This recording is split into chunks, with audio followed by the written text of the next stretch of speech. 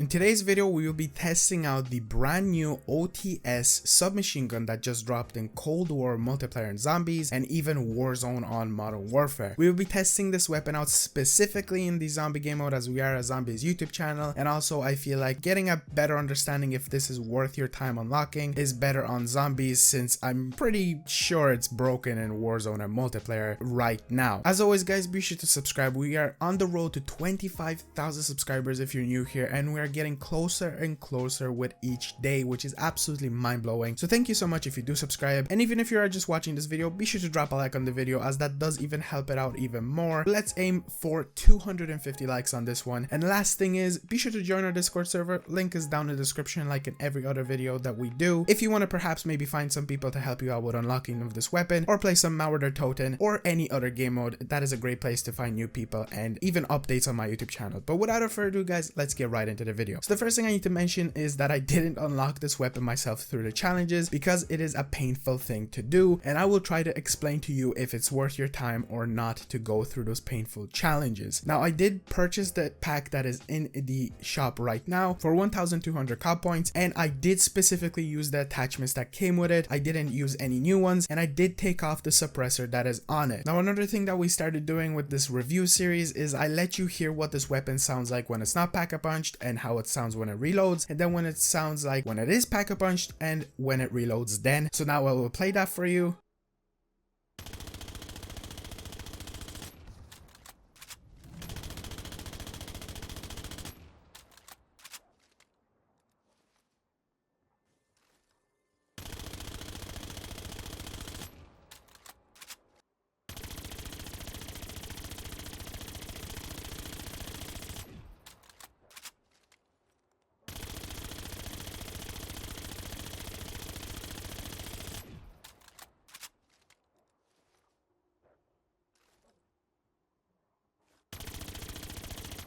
This weapon reminds me a lot of the LC10 in many ways, even with its way that it shoots, the way it behaves, the way it deals damage, and I'll get into that in a moment. Now this weapon did originally come out in Black Ops 1, I'm pretty sure, and it is remastered in a way you could call it, or just brought back in Black Ops 1. It was originally called the Kiparis, or I don't know if I pronounced that correctly, but now it is the OTS-9 in Cold War, and when this weapon is pack-a-punched, it is called the Die Breaker. Now when you hop into a game of zombies, we will be testing this out specifically on Mauer Der Toten and going up to round 55, which is the max health cap with the most recent update, as where in the past it was round 85. So thankfully now I can test out weapons way earlier on way earlier rounds to give you a better understanding if it is worth your time. And on the early rounds from round 1 to 10, it's very satisfying to use. 20 to 30, it kind of starts dropping off and you really need to start using an ammo mod. The ammo mod I preferred to use, and I did use for most of my game, was a brain rot, because it is such a reliable ammo mod that doesn't activate every second, but it will help you out in many situations, and that is 100% what I recommend for you to do when you use this bad boy. Use an ammo mod, because if you get up higher and higher rounds, specifically going up to round 55, I myself had to start relying on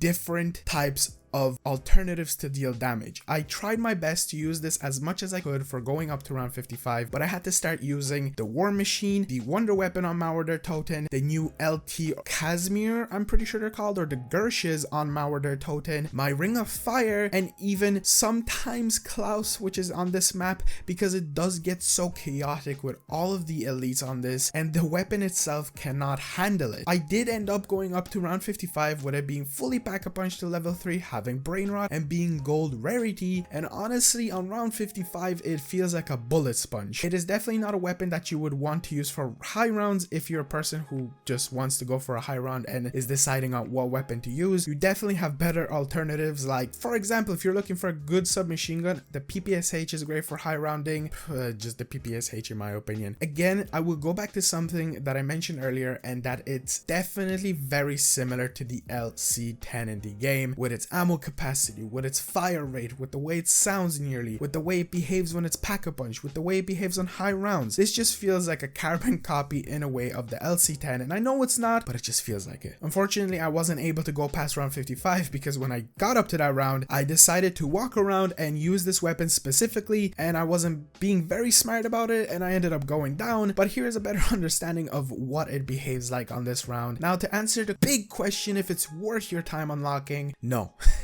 Is it worth going through those painful challenges of getting 50 Tempest kills? And if you're looking for a guide, I have made one down in the description. Hopefully it will help you out to get it faster. So yeah, that's just down in the description. Is it worth going into multiplayer matches and getting 3 kills with enemies being distracted by your tactical equipment? I guess. If you want to perhaps get Dark Ether, if you are a completionist on zombies, it is worth your time. If you're a player that wants to just find a new weapon to use in zombies, it is not worth your time. It is not worth your COD points. Just leave it. Honestly, I recommend for you to concentrate on different weapons, have fun on Mauer Der Toten, perhaps unlock it if, again, as I said, you feel like you're a completionist and you need to complete it, you need to get that Dark Ether, and you maybe find it fun, then it's definitely worth it. But it's not the best weapon. It's not a high rounding weapon, and we'll still test it out in the Legion boss, but I feel like it'll behave exactly like the LC10 where it's disappointing, but be on the lookout for that in the future. But without further ado, guys, that's going to be for the video. Enough bragging, enough jibber jabber. Hopefully I gave you a better understanding how this weapon behaves in game. Thank you all so much again for subscribing. Thank you so much for the